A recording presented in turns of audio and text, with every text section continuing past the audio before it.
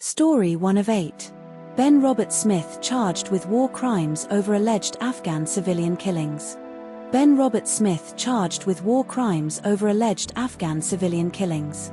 Here's what every outlet agrees on. Ben Robert Smith was arrested at Sydney Airport on April 7, 2026, by the Australian Federal Police, AFP, and Office of the Special Investigator, OSI, over alleged war crimes. Robert Smith was charged with 5 counts of war crime murder, relating to incidents in Afghanistan between 2009 and 2012, with a maximum penalty of life imprisonment. The alleged victims were unarmed Afghan civilians or detainees who were not taking part in hostilities, according to AFP Commissioner Chrissy Barrett. Robert Smith was granted bail on April 17, 2026, under strict conditions, including surrendering his passport, reporting to police 3 times a week, and a $250,000 security deposit. Robert Smith was previously found to have committed war crimes in a 2023 defamation case against 9 newspapers, where Justice Anthony Bisanko ruled on the balance of probabilities that he was involved in the deaths of 4 unarmed Afghan men. But not all outlets told the same story. The Guardian and SMH report that Robert Smith was arrested at Sydney Airport, but news.com.au suggests speculation that he might have been arrested in Brisbane to secure a more diverse jury pool. The Guardian and ABC report that Robert Smith was granted bail on April 17, 2026, but news.com.au states that he was released on April 17 after spending 9 nights in custody, which aligns with other sources but adds confusion about the exact timing of the bail decision. The Age and ABC report that Robert Smith was arrested on April 7, 2026, but some sources, like news.com.au, mention that he was arrested on April 7 but do not specify the exact time of day, leading to minor discrepancies in reporting. This story was covered by ABC News, The Guardian, news.com.au, SBS News, Sydney Morning Herald and The Age. Story 2 of 8. Trump's feud with Pope Leo XIV over Iran war, AI Jesus image, and religious criticism. Trump's feud with Pope Leo XIV over Iran war, AI Jesus image, and religious criticism. Here's what every outlet agrees on. Donald Trump called Pope Leo XIV weak on crime and terrible for foreign policy on Truth Social on April 13, 2026. Trump posted an AI-generated image of himself as a Jesus-like figure healing a patient on April 13, 2026, which he later deleted. Pope Leo XIV responded to Trump's criticism by saying he was not afraid of the Trump administration and would continue speaking out against war. Pope Leo XIV is the first US-born pope, born in Chicago, and was elected in May 2025. Trump claimed the AI image was meant to depict him as a doctor and not a messianic figure, saying it was about the Red Cross. But not all outlets told the same story.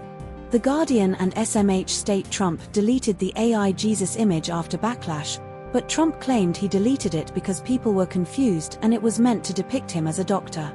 The ABC and Guardian report Trump's threat to destroy Iranian civilization as a whole civilization will die tonight, but Trump later claimed he was referring to a hypothetical scenario, not an actual threat. The Guardian and SMH say Trump's AI Jesus image included a demonic figure, while Trump claimed it was about the Red Cross and included a nurse, with no mention of a demon.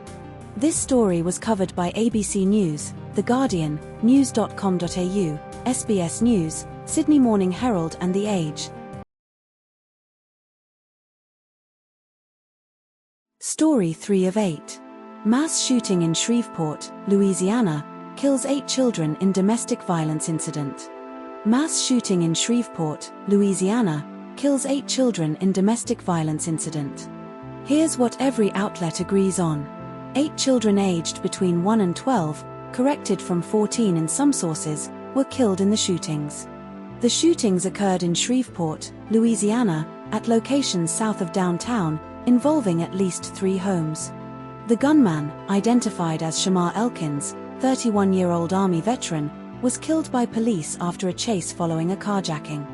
A total of 10 people were shot, with 8 fatalities, all children, and 2 women seriously injured, 1 shot in the head. The incident was described as a domestic disturbance by Shreveport police spokesperson Chris Bordelon. But not all outlets told the same story.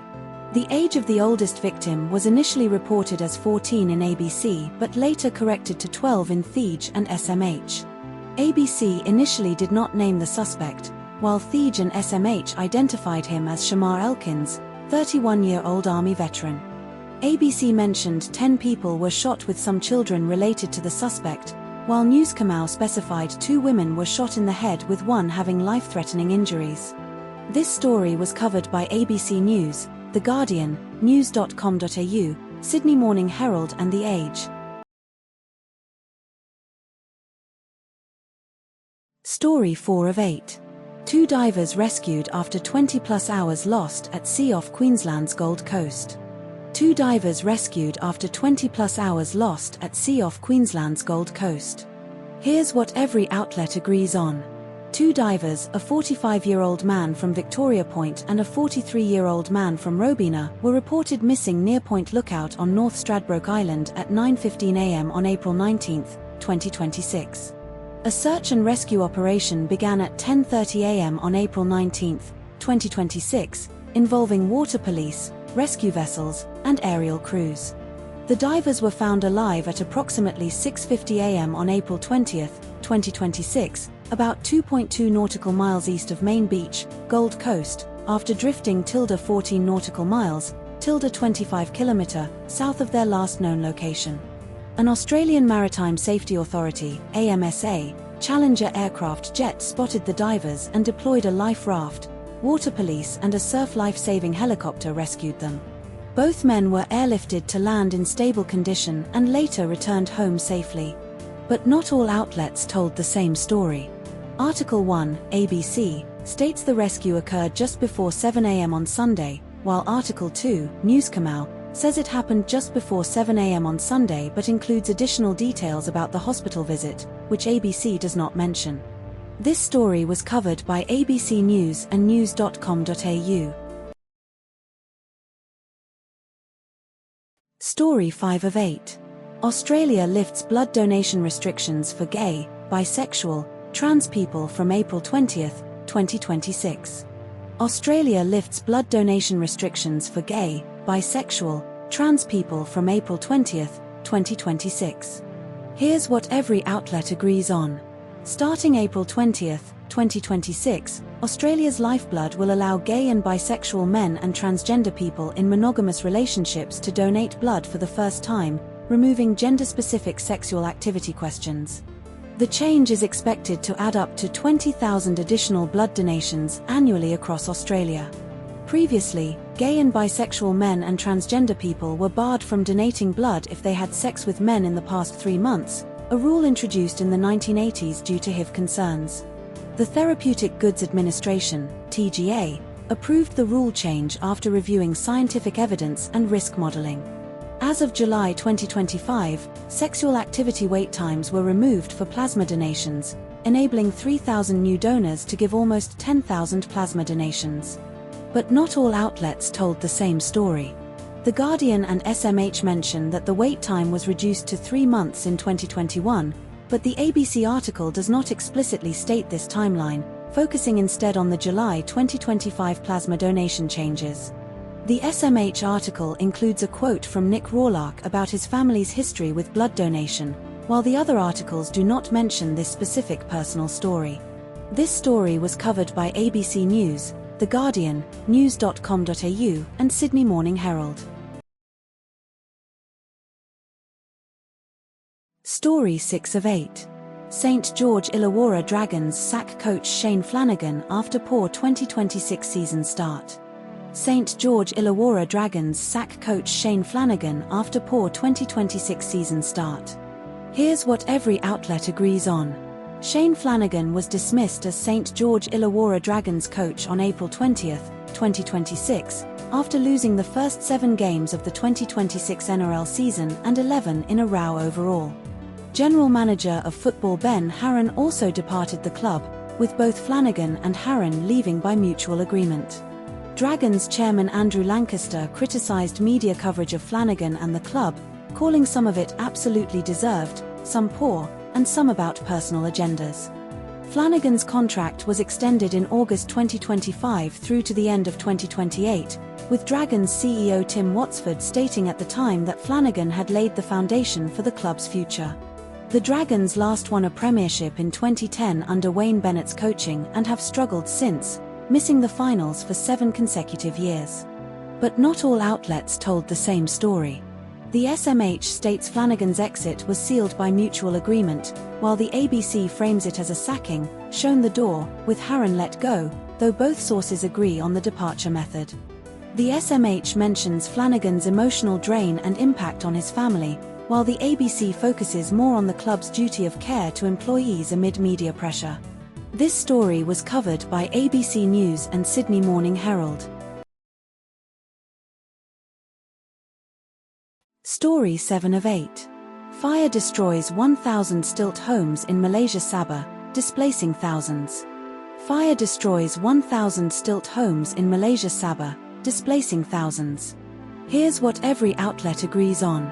A fire destroyed about 1,000 makeshift wooden stilt homes in a water village in Sandakan district, Sabah, Malaysia, on April 20, 2026.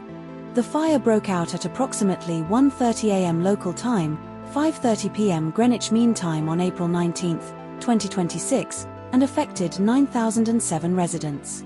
The fire department deployed 37 personnel to battle the blaze, which covered an estimated 10-acre area and was 100% destructive. Strong winds, narrow access routes, and low tide conditions hindered firefighting efforts. No injuries or fatalities were reported, and authorities declared no more danger after the fire. But not all outlets told the same story. The Guardian attributes the quote about the fire being very large-scale and heartbreaking to Sandakan Police Chief George Abdrachman via *the star*, while ABC does not mention this specific quote or attribution. This story was covered by ABC News and The Guardian. Story 8 of 8. Australia's 2026 budget may scrap 50% CGT discount, return to 1999-era tax rules. Australia's 2026 budget may scrap 50% CGT discount, return to 1999-era tax rules. Here's what every outlet agrees on. Treasurer Jim Chalmers is leaning toward scrapping the 50% capital gains tax, CGT, discount on property and returning to the pre-1999 system, Keating-era inflation-adjusted CGT, as a budget measure. The current 50% CGT discount was introduced by Peter Costello in 1999, replacing the original system where tax was applied only to the real gain after inflation adjustments.